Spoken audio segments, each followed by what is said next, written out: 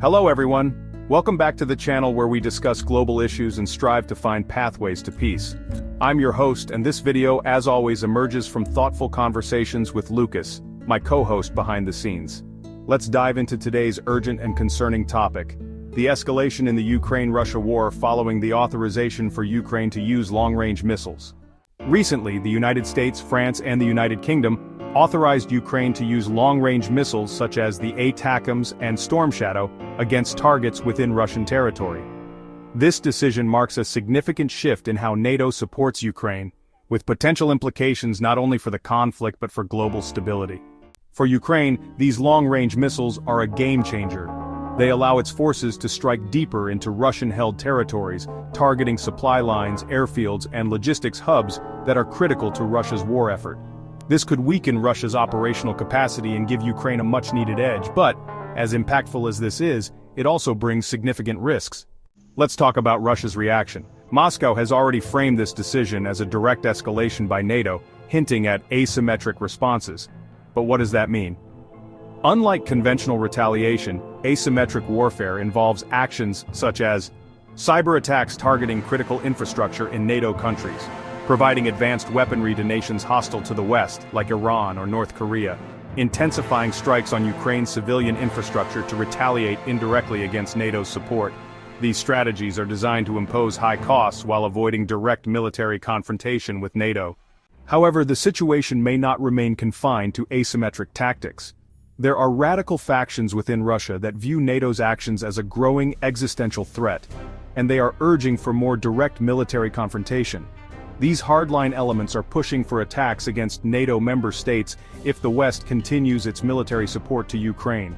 The key triggers for a direct response could be NATO's direct involvement in Ukrainian offensive operations. If NATO were to actively aid Ukraine in launching attacks against Russian territory, Russia might see this as an act of war. Perceived existential threat. If Russia feels its territorial integrity or military assets are in immediate danger, it may take drastic measures, including striking NATO directly. While the primary response from Russia has been asymmetric, focused on cyberattacks and proxy operations, there's a significant risk that the pressure from more radical elements could push the situation toward direct military conflict with NATO, despite the catastrophic consequences of such an escalation. Donald Trump Jr. recently condemned the move, calling it reckless and accusing the U.S. administration of pushing the world toward World War III. His comments reflect a growing concern among critics of the war effort. On the other side, NATO and Western leaders argue that their support for Ukraine is essential to uphold international law and sovereignty. Meanwhile, Vladimir Putin has warned that this level of involvement crosses red lines, escalating the conflict in unpredictable ways. And here's the real issue. By continually pushing these red lines, NATO is essentially gambling with our collective future. The line between support for Ukraine and direct involvement in the conflict grows thinner every day. The question isn't just whether Putin will retaliate, but how far he might go. Could this lead to a direct confrontation between NATO and Russia? Or, as Donald Trump Jr. fears, will this recklessness pave the way to World War III?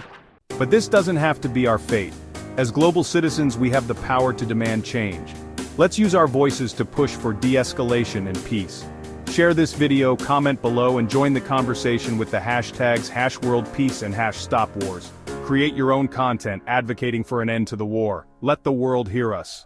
Subscribe to this channel and hit the notification bell so you don't miss future discussions on peace and global issues. Share this video with your friends and family, and let's spread the message far and wide. And now, I leave you with one important question. Do you think Ukraine's use of long-range missiles will lead to a direct confrontation between NATO and Russia? Let us know in the comments below. Together we can make a difference. See you next time.